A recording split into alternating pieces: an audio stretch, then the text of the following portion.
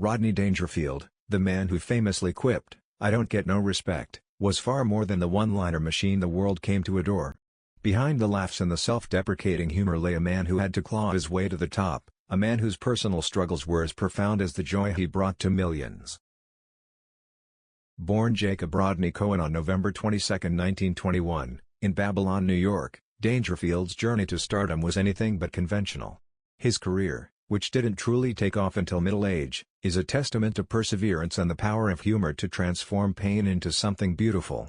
However, the very struggles that fueled his comedy were also the ones that defined his tragic ending, revealing a life that was as complex as it was compelling. Rodney Dangerfield's early years were marked by hardship, neglect, and a yearning for acceptance that would later become the cornerstone of his comedic persona.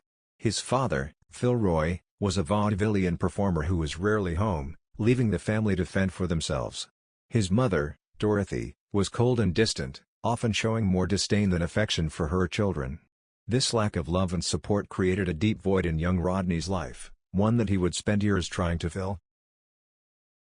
Growing up in a tough neighborhood in Queens, New York, Dangerfield faced bullying and a constant sense of inferiority. He was an awkward, shy kid who struggled to fit in, and he often used humor as a defense mechanism. Little did he know that these early experiences would later become the fuel for his comedy, allowing him to connect with audiences who had experienced similar feelings of rejection and inadequacy. By the age of 15, Dangerfield was already performing stand-up at amateur nights, desperate for the validation that had eluded him in his personal life. He adopted the stage name Jack Roy, and while his performances showed promise, they did little to lift him out of the grinding poverty that characterized his early adult years. For more than a decade, he toiled in obscurity, taking on various jobs, from selling aluminum siding to working as a singing waiter, all while nurturing his dream of making it big in comedy. Dangerfield's early career was a series of false starts and crushing disappointments. His first marriage to Joyce Indig in 1949, with whom he had 2 children, Brian and Melanie, was fraught with tension. The pressures of his struggling career and his inability to provide for his family took a toll on the marriage, leading to their divorce in 1962. They remarried a year later, but the issues persisted, and they divorced again in 1970. These personal failures only deepened Dangerfield's feelings of inadequacy. In his 30s and 40s, Dangerfield found himself in the throes of severe depression. Despite his natural talent, he couldn't seem to catch a break. He was performing in rundown clubs, living hand-to-mouth, and battling an overwhelming sense of failure.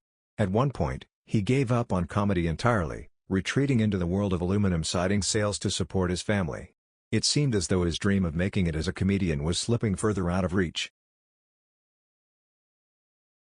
Yet, even during these dark times, the spark of humor never fully extinguished.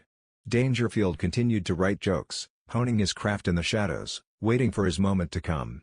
He later admitted that these years of struggle, while incredibly painful, were also instrumental in shaping the comedian he would become. The sense of despair and the feeling of being constantly overlooked became central themes in his comedy, allowing him to connect with audiences on a deeply personal level. The turning point in Dangerfield's life came in the 1960s when he decided to reinvent himself. Tired of the anonymity that came with the name Jack Roy, he adopted the stage name Rodney Dangerfield, a suggestion from a club owner who thought it had a catchy ring to it. With a new name and a new persona, Dangerfield was ready to give comedy another shot. This time, the response was different. Dangerfield's act, which revolved around the idea of a perpetually disrespected, down-on-his-luck everyman, struck a chord with audiences. His hangdog expression, combined with his rapid-fire delivery of self-deprecating one-liners, was unlike anything else in comedy at the time.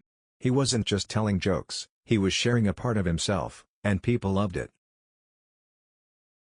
Dangerfield's big break came in 1967 when he appeared on The Ed Sullivan Show. His performance was a smash hit, and it opened the door to regular appearances on The Tonight Show starring Johnny Carson. Suddenly, the man who had spent years languishing in obscurity was the talk of the town. His catchphrase, "I don't get no respect," became a cultural phenomenon, and Dangerfield was finally getting the recognition he had so desperately sought. In 1969, buoyed by his newfound success, Dangerfield opened his own nightclub, Dangerfield's, in New York City. The club quickly became a hotspot for both established comedians and up-and-coming talent. Dangerfield himself often performed there, refining his act and testing out new material in front of eager audiences. The club also served as a launching pad for many young comedians who would go on to have successful careers, including Jerry Seinfeld, Jim Carrey, and Roseanne Barr. Dangerfield's generosity in helping other comedians was well known in the industry. He understood the struggles of trying to make it in comedy, and he was always willing to give a fellow performer a chance. His nightclub became a symbol of his commitment to the craft of comedy and his desire to see others succeed. Despite his success, Dangerfield remained humble and self-effacing. He continued to joke about his lack of respect, even as he was receiving accolades and awards for his work. It was as if he couldn't quite believe that the world had finally caught on to what he had known all along, that he was funny, damn funny.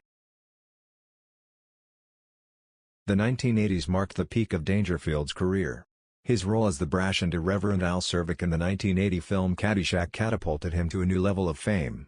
The film, which has since become a cult classic, showcased Dangerfield's unique brand of humor and introduced him to a new generation of fans. His one-liners from the movie, many of which he improvised on set, became instant classics.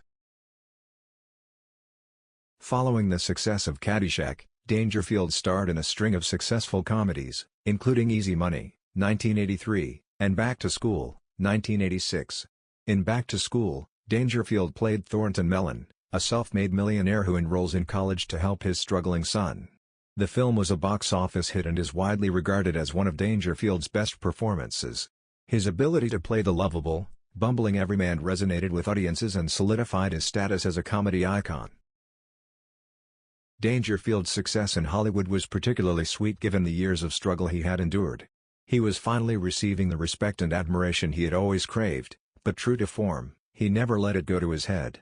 He continued to work tirelessly, releasing comedy albums, performing stand-up, and making television appearances well into his 70s. While Rodney Dangerfield's professional life was soaring, his personal life remained complicated. His first marriage to Joyce Indig had been tumultuous, and the pain of that failed relationship lingered for years. However, in 1993, Dangerfield found love again when he married Joan Child, a woman 30 years his junior. Joan was a stabilizing force in Dangerfield's life, providing him with the love and support he had long craved. Their marriage, though happy, was not without its challenges. Dangerfield's health was beginning to decline, and he struggled with the physical and emotional toll that aging was taking on him. Despite these difficulties, Joan stood by his side, caring for him as his health deteriorated. Dangerfield was also haunted by feelings of loneliness and depression, which had plagued him since childhood. Despite his success, he often felt isolated and struggled with a deep sense of inadequacy. He once remarked, "My wife and I were happy for 20 years. Then we met." It was a typical Dangerfield joke, but it also revealed the sadness that lay just beneath the surface of his humor. The 1990s and early 2000s were marked by a series of serious health issues for Dangerfield. In 1993, he underwent double bypass heart surgery, a procedure that he later joked about in his stand-up routine. His health problems continued to mount, and in 2001, he underwent brain surgery to improve blood flow in preparation for a heart valve replacement. Despite his declining health, Dangerfield refused to slow down. He continued to perform, appearing on television and even taking on a final film role in the 2004 comedy Angels with Angles, where he played God. The role was a fitting end to a career that had brought so much joy to so many people. However, Dangerfield's health took a turn for the worse in August 2004 when he underwent heart valve replacement surgery. The operation was initially successful, but complications soon arose. Dangerfield fell into a coma, and after spending several weeks in a coma, he passed away on October 5, 2004, at the age of 82. The man who had spent his life making others laugh had finally taken his last bow.